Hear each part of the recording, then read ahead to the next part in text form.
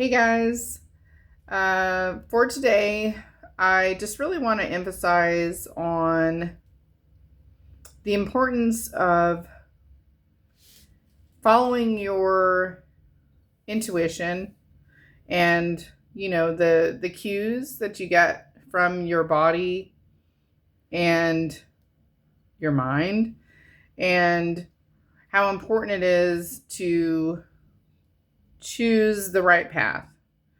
For instance, when you feel like you're being met with a fork in the road, which way do you go? This instance, I really want for you to understand how I received it. So the timeline might be a little choppy. But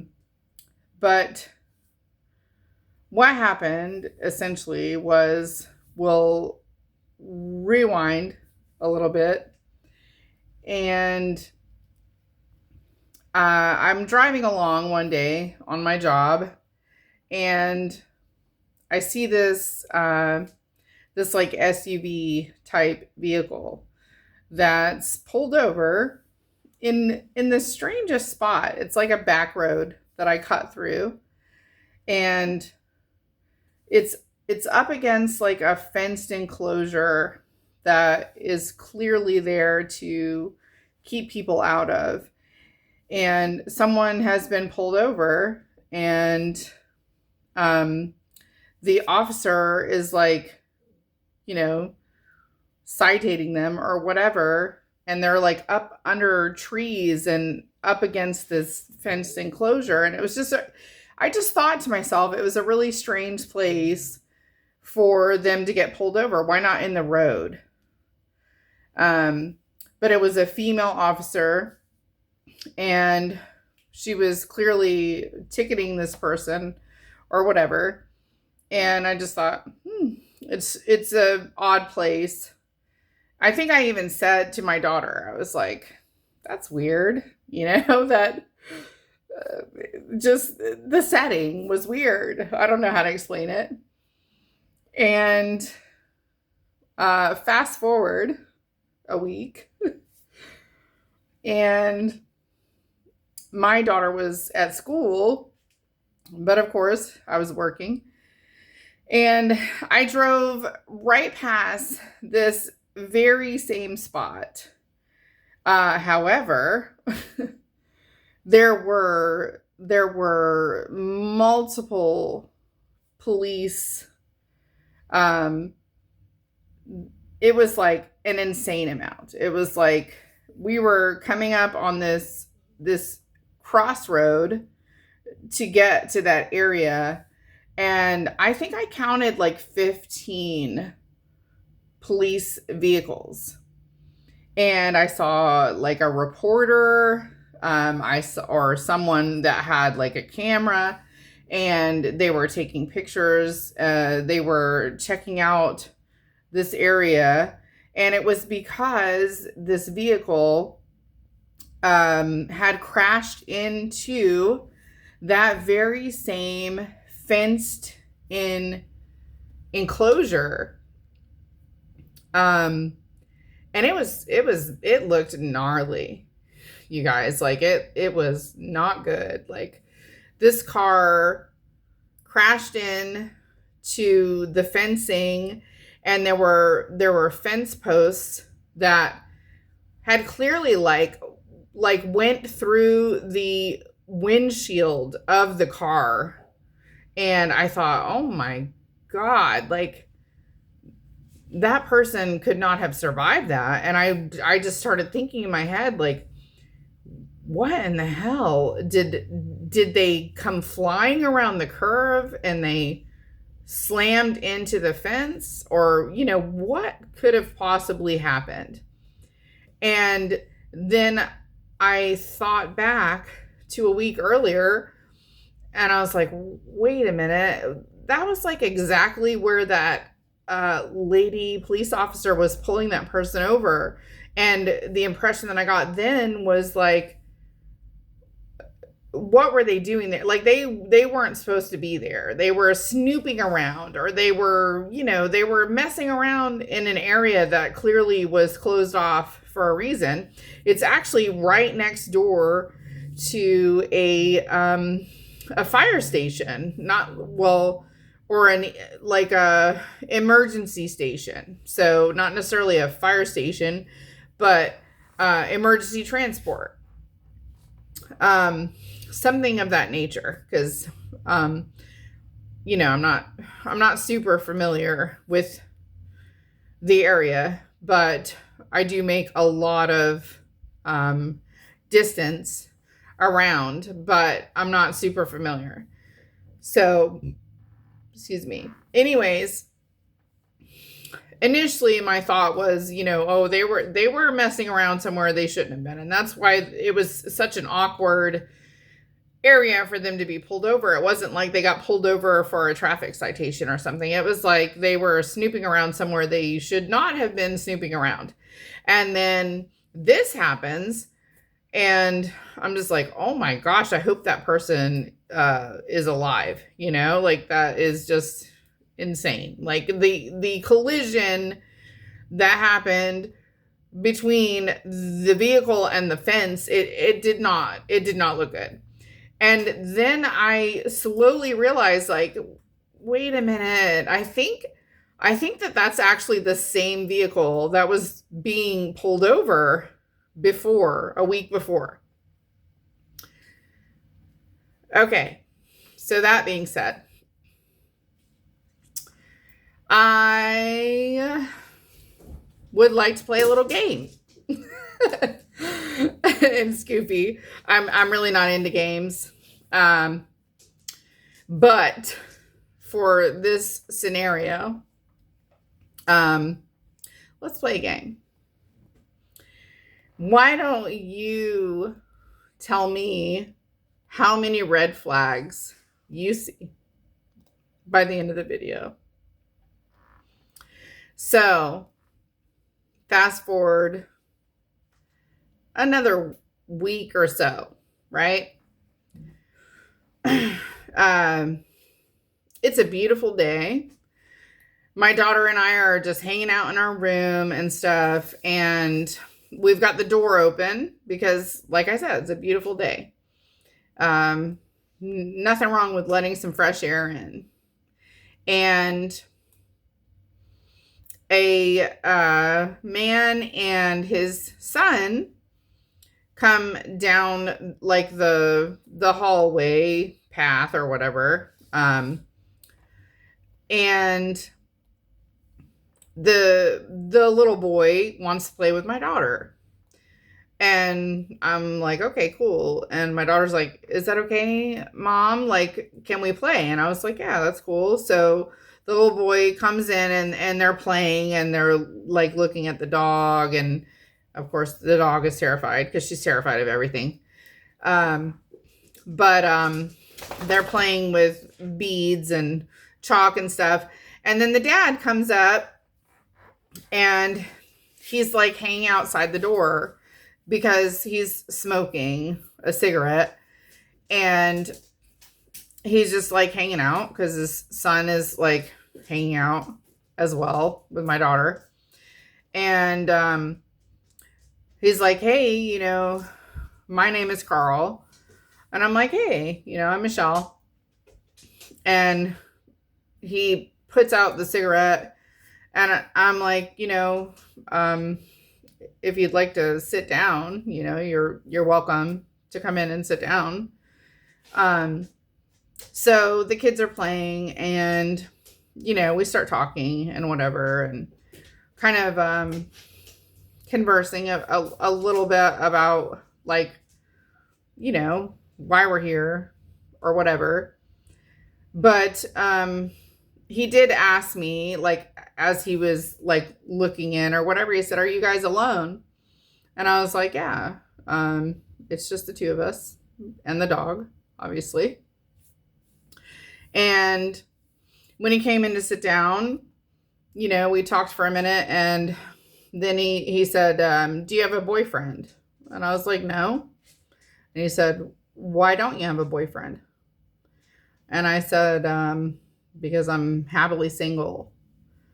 And I might have chose my words better in hindsight, because to some people, that could imply something totally opposite of what I'm, trying to convey or whatever.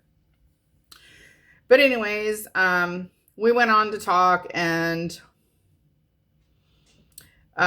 he ended up, after a little while, like telling me that he moved here, like he had a situation with his baby's mom or whatever, and he was somewhere else, but now he's staying, rooms down or whatever. And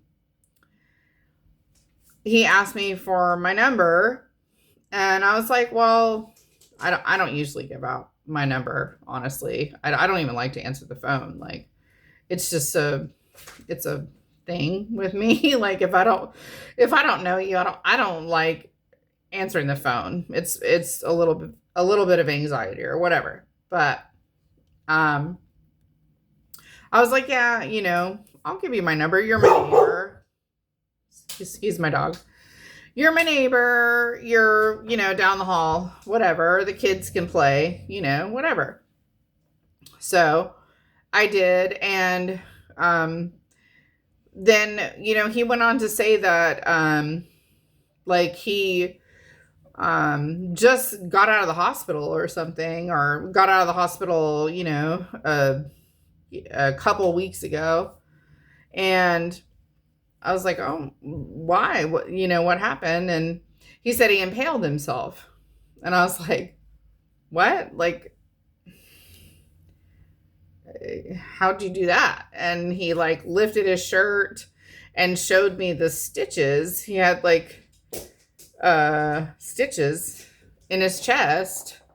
And I was like, how old are those? Like, he's like, like a couple weeks or something. I said, are they not disposable? Because they looked really new, And he's like, well, I don't know if they're disposable or not. I guess I should go back to the hospital and find out. And I'm like, well, that's strange, because they usually tell you. Like, I used to be an EMT, and yeah, I have a little bit of knowledge about that. But anyways, they left. Like, they hung out for a while. It was like an hour and a half or something. I was like, okay, well, I have to go to work. I work a lot. So we're getting ready to head out or whatever. But, we'll talk again.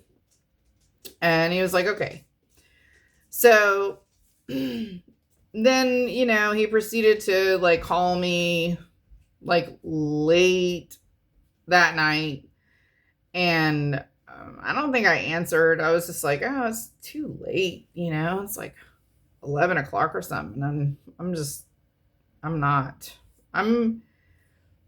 The reason I also said that I should have probably like considered my words better when I said I'm happily single is because I am not interested in sharing my energy with anyone right now, like in that way, so I definitely did not mean to give him the wrong impression. I am happily single, and I don't want any, distractions or whatever on the side. He did not pick up on that, or, like I said, maybe that was my fault. But moving on, then early, way too early for my liking, because for those of you that know, that have seen previous videos or whatever, I'm a night owl. I despise mornings. I always have since I was a child, and my daughter does too. It's like hell trying to get her up in the morning. And I know it's just like double karma for me for what a jerk I was when I was a kid getting up or whatever. But my dog starts tripping. Like, it's early. It's like 5:30, almost 6 o'clock in the morning about. And my dog, like, she wakes me up because she is just on edge. And she keeps growling and grumbling and barking and going to the window and coming back and stuff. And I'm like, what the hell? And it woke me up out of this stupor. And I was like, someone is outside. Like, and we live in a freaking motel. So this happens quite often, except for luckily we're like on the edge of the building and there's not a lot of traffic. But she kept on, and I would quiet her down, and then she would start up again. She was just on edge. And like I said, I'm waking up from this stupor, and I'm awake, and I'm like pissed. But I'm like, there's someone out there. There's got to be someone outside our window. And then I get this phone call. And I look at my phone, and it's Carl. It's like 6 o'clock in the morning. And I'm like, no, no, we are not doing this. And I reject the call. And then I noticed that I have this text message that says, hey, you awake? And it was at like 4 a.m. And I'm like, what the fuck? And then he knocks on the door. And I'm like, no. I said that. I said, no. I was like, it is too early. We are sleeping. No, go away. He's like, it's Carl. And I said, I don't care. We are sleeping. He's like, okay, I'm sorry. And then he sends me a text. And it says, hey, I brought you breakfast. And I felt like the biggest asshole. Like, honestly, I was just like, oh my gosh. That is oddly and unusually like one of the nicest things that anybody's ever really done for me. Like, I brought you and your daughter breakfast and left it outside. I was like, all right, I'm an asshole or whatever. But I go and I look outside, and he grabs some things from, the breakfast is provided here for free. So there was a cup of coffee and like a banana and some juice for my daughter or whatever, and whatever. I just looked out the window. I didn't open the door. Something, actually, to be quite clear, I got a message like a year ago, do not open the door. Do not open the door. So like that didn't occur to me at that moment in time, but later I was like, it was probably a good idea not to open the door. I don't even know if it was in reference to this person or not, but whatever. So I went to go lay back down. Yes, there's a coffee and some breakfast, and this is like a styrofoam cup of coffee. I personally am addicted to Monster coffee drinks. Also something that was blatantly pointed out in memes that were like hating on me was how I just have to have my energy drink every day or whatever. So anyways, it's true. I like Monster coffee. I do not like energy drinks. They're disgusting. I do like Monster coffee. And I had one in the fridge. So I was like, yeah, I'm not even gonna accept the coffee because I have my own coffee. And I laid down for a little while, couldn't go back to sleep. And then I did poke my head outside, and the coffee was gone. And I noticed, like, when I went to go grab the banana and the juice or whatever, like, I noticed, like, the stem of the banana was lying on the ground. And I was like, it's odd. Like, maybe he came back because he was pissed off because I didn't accept his offer or whatever. So he took the coffee for himself and he ripped the stem off the banana and he was like, fuck it, and threw it on the ground or whatever, even though it was still sitting there on the air conditioning unit or whatever. I was like, whatever. I brought it in, and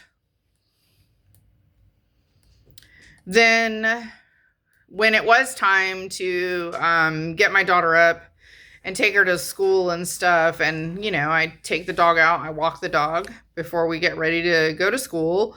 I come down and he's there. He's standing in the parking lot and he meets me. He's like, hey, good morning.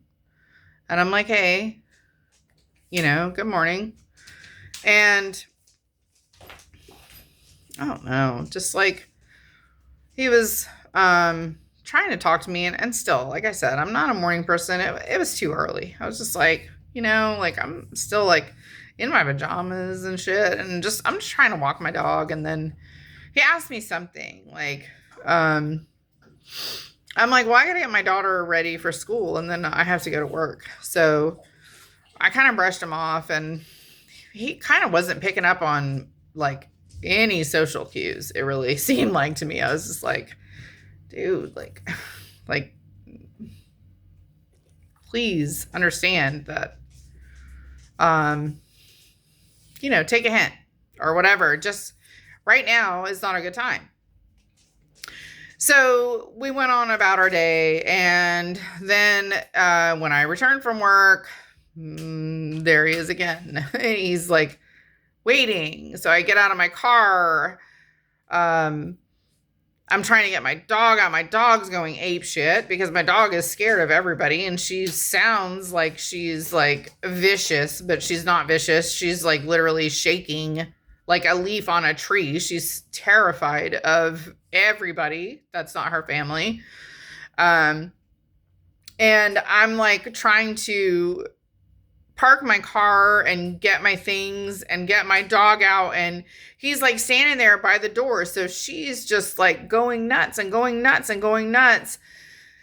And I'm like, Carl, like, I'm trying to get my dog out and I'll talk to you later. And he's like, okay.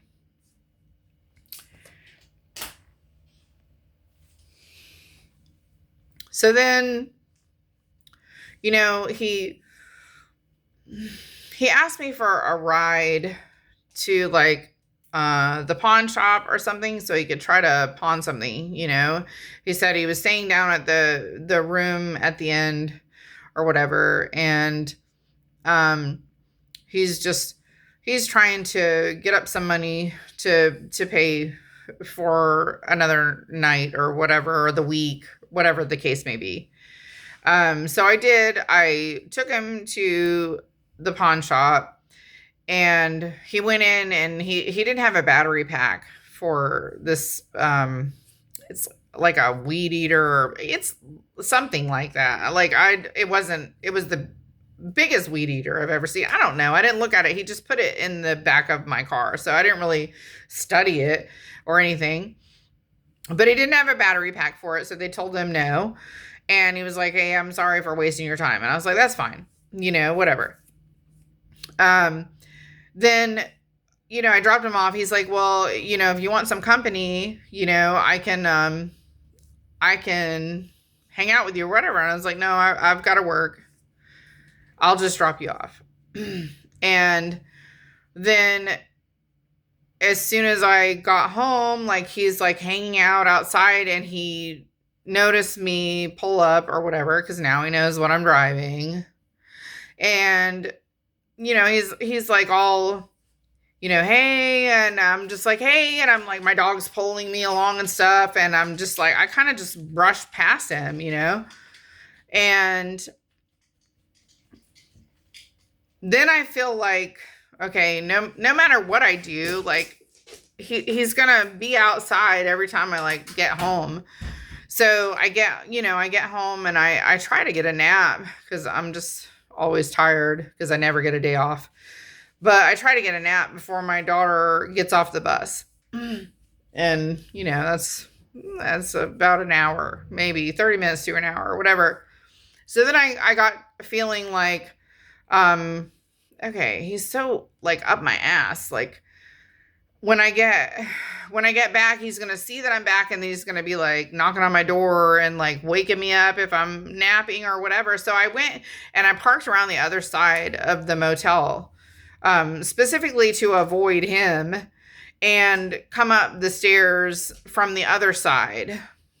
And, still I always have my dog with me, but he still saw us, but I just like ignored him and, didn't look at him and went to my room. And luckily he didn't come knocking or whatever. But, like when I took him to the pawn shop, he's like, hey, that restaurant across the street, do you want to go to the restaurant? And I was like, I don't know. I was like, maybe my daughter and I could go have dinner, but I just don't know because I work all the time. And he was like, well, you go with me and we can get some drinks, And I was like, yeah, I don't know. I'll let you know. And then like the next day or something, he texted me. It was like 10 or 11 again. And he's like, hey, what are you doing? He's like, hey, what are you doing? Coco, stop. And I'm like, I'm about to go to bed. And he's like, well, you should come smoke with me. And I'm like, I don't smoke. And he's like, okay. And then the next day he asked me, again, because he meets me in the parking lot. Hey, could you give me a ride to go pick up my son from school? And I'm like, yeah, I don't know. Like I said, I work all the time, and it really depends on my schedule and how busy I am and stuff. But I will let you know. And then like later that night, he's like, hey, you should really drink with me. You should come drink with me. Like what? And he actually, and this is the part I forgot too, was when I got home,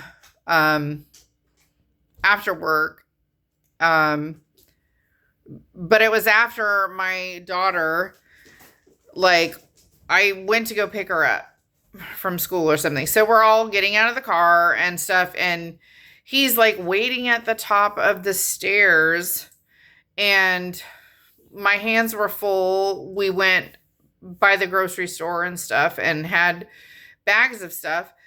And I had like a little cooler, with a 4-pack of beer because I like beer. I don't care. Whatever. You guys can judge me all you want. I also like red wine, not sweet, bitter, but I also drink beer. And yes, that has also been a meme about how, trashy I am because I'm a female, or excuse me, female is a terrible word. Apparently, I am a woman who likes to drink beer. But yeah. So he saw my shitty, cheap 4-pack of Busch beer because, again, I am poor. I live in a fucking motel room. Okay. Anyways, so he sends me this text and he's like, hey, do you like beer or wine? And I was like, yes, I like red wine. And yes, I like beer. The only beer I don't like is an IPA. And he's like, Do you like Bush?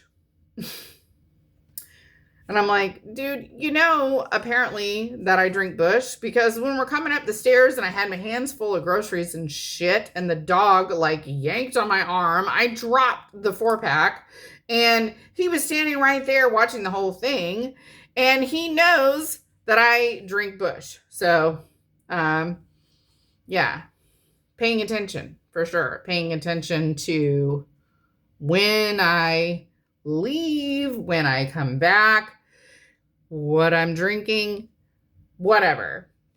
Very stalkery vibes. Not to be a jerk.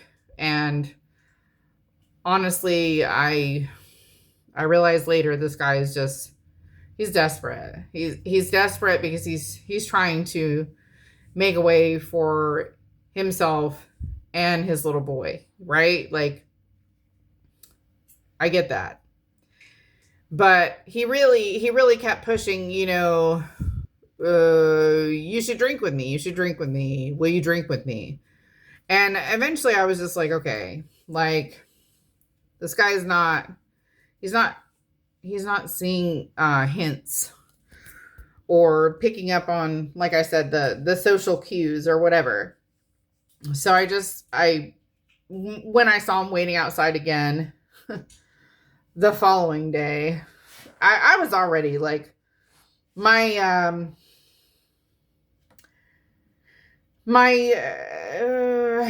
emotional response, or the responses in my body were like, I was like aggravated and on edge, and I'm not like that. Like, usually I'm chill, but I was just like aggravated and just like, oh my gosh, like, why?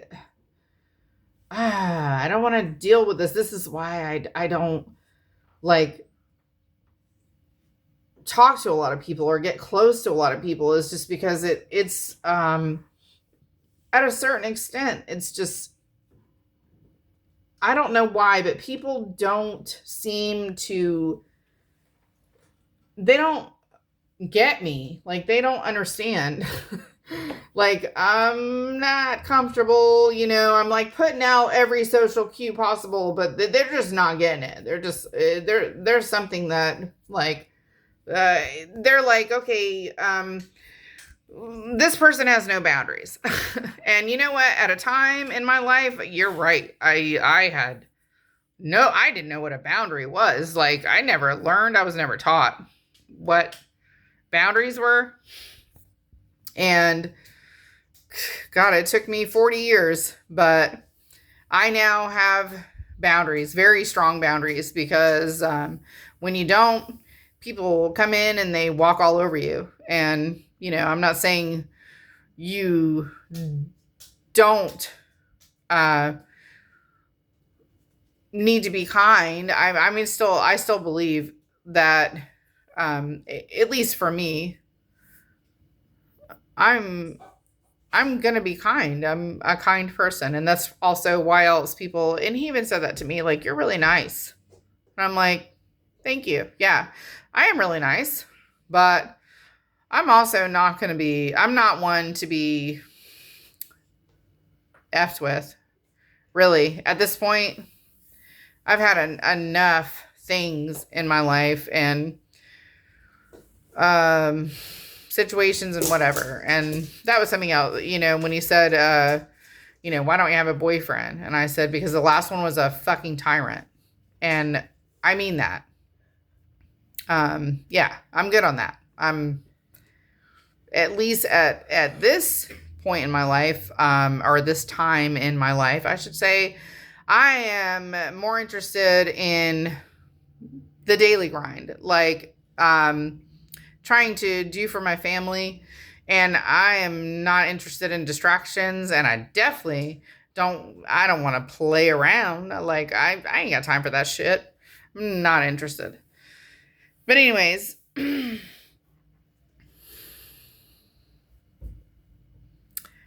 so I sent this guy a text when he had been standing outside waiting for me a couple too many times for my comfort. I said, look, I said, please don't take this personally. But I'm just really, I'm not interested. I said, I will not have a drink with you or drink with you. And, I just really, I just want to be left alone. And he says, okay. He said, I get that. I will leave you alone. And then he said, wait, could you still give me a ride to go pick up my son from school? And I said, no. I said, honestly, I'm doing the best I can right now just to help myself.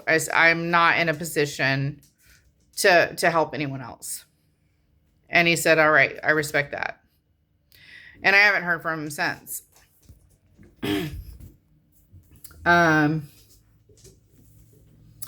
Then the following day,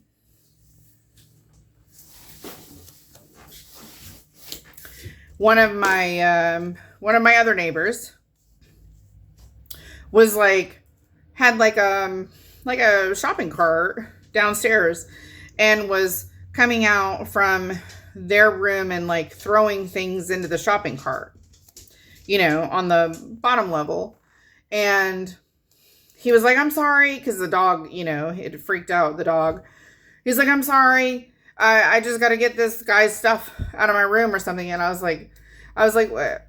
Is your old lady kicking you out? I didn't understand what he said when he said it or whatever. So I was like, are you guys splitting up or something? She's kicking you out of your room? And he's like, no.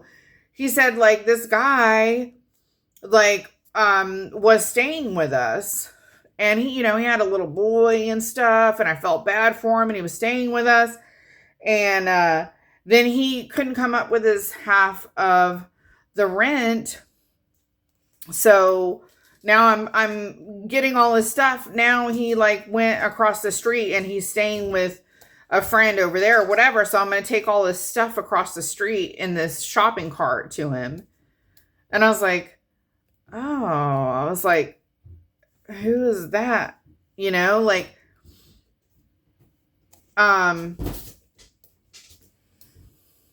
Sorry, I lost my train of thought. Please stop. Sorry. He was like, oh yeah, he was staying with us for a minute, but I just found out that he's not allowed to stay with us, and he was already asked to leave the property and was going to be escorted off the property. And if we allowed him to stay any longer, that we're going to get kicked out. So I'm taking his stuff. And I was like, are you talking about the guy on the end? And he's like, yeah. And he said his room number or whatever. And I was like, oh my gosh, that's the same guy. Sorry. And this is what I'm getting at, okay? The point of this message, you guys. When you use your intuition, definitely pay attention to those bodily cues and the things going on in your head and stuff like this. This doesn't feel right, okay? It seems like a duh thing to me. It might be very obvious to most people. But what I want to really convey is the difference. What are you doing?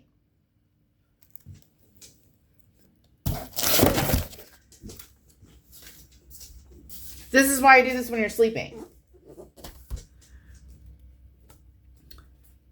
The difference between the choice that I made or if I had chosen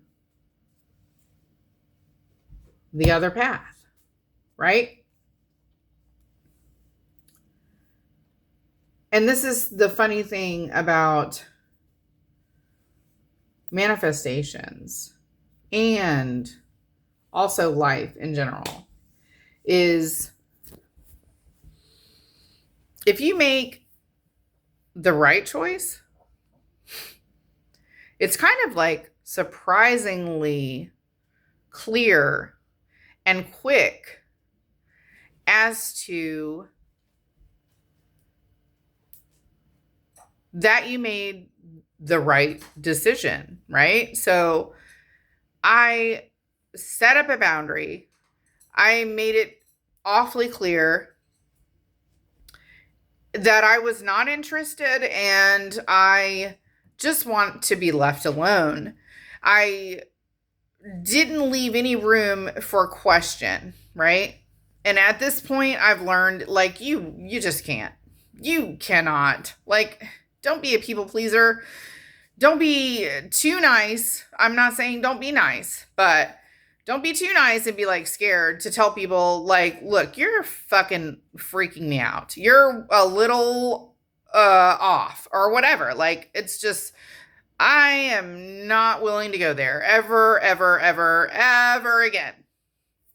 So immediately when I made that decision, immediately the night after, I found out this guy had already been told to leave the premises, and then also later found out that on the other side of the building, they call him Crazy Carl. Okay. Maybe that has something to do with some of the red flags that I talked about in the beginning. On the other side of the coin, had I not really trusted myself, again, this might seem really really obvious to some people, but I'm just saying, like, maybe because I am a nice person, I try to see the good in people, you know, like, I don't try to like pick the bad things out of people and judge them. We'll put it that way. Because I also no longer look for the good in people. Like, I'm not, I learned that lesson the very hard way. But anyways, had I not made the right decision, this could have turned into a whole thing. Like, you know, oh my gosh, this guy is so nice. He brought me breakfast and coffee, and that is so considerate and caring, especially considering that nobody's ever done that for me in my entire life. I, you know, should go further with this or whatever. And then, you know, he convinces me to go out and have a drink because, you know, I was too nice to say no, you know, and then God knows what happens, you know. I don't even know. Just the fact of the matter was he was desperate. He was looking for a place to live. Okay. And here I am in this position where I can barely furnish a roof as it is. And it could have turned into a whole thing, though. Like, it could have went on for years. Like my last situation, you know, like I was in a really good spot and I doubted my initial impressions of said person. And I opened a door that ultimately brought me to demise. Okay. It went on for years, and I am still just now finding out about some of the betrayals, which I also would like to say this is only part 1 of this story. I will be doing a part 2 once this little monster is in bed. Big monster, I should say. Once she's in bed, I'm going to do a part 2. But for now, sorry for annoying you. But the importance of listening to yourself. paying attention to things. And I mean, just pay attention. Like, don't be paranoid, but pay attention. Because this could have went very differently. Very differently. Now for our little game. How many red flags did you see? I would really be interested in knowing. I'm not even sure I want to give you the answers yet, but Put it in the comment section. I will say that I'll give you a hint. If you didn't pick up on it, like I did, there was a car that wrecked into a fenced enclosure, and it looked bad. It looked like my initial reaction was, oh my gosh, that person probably did not survive. And then a week later, this random stranger shows up on my doorstep, and he says that he impaled himself. Well, of course, when I said, how did you do that?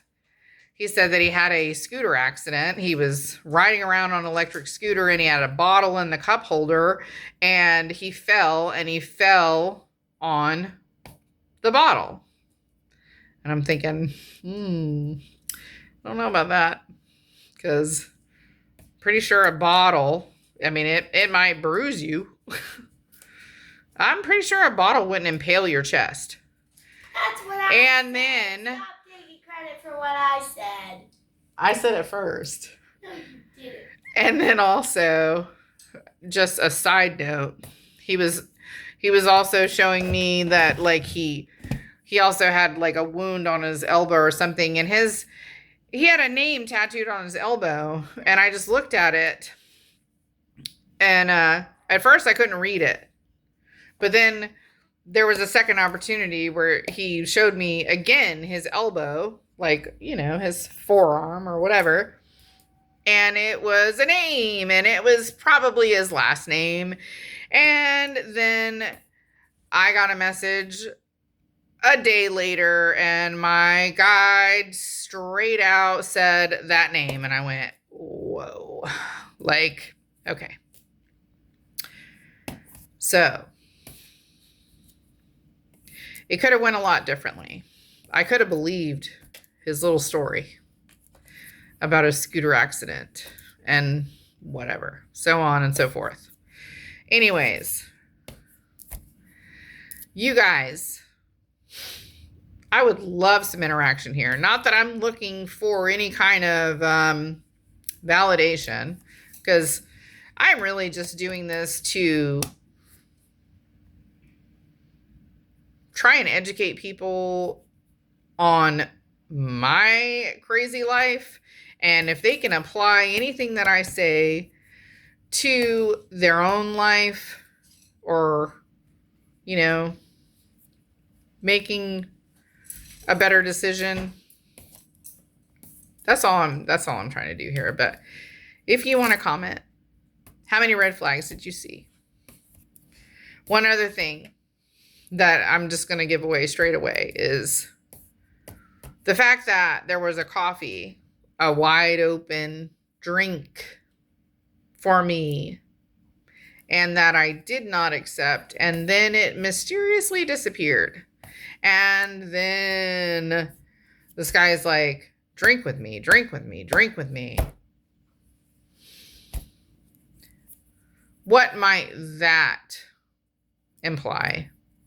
In my mind, again, I'm not trying to be paranoid, but also from the shit that I've been through, I guess I can't help but be a little paranoid. But I will say, do not accept drinks, especially if you're a female. Do not accept drinks from anyone unless they're sealed. Duh. Right? Anyways, this is the conclusion to part 1. I will be back shortly for part 2.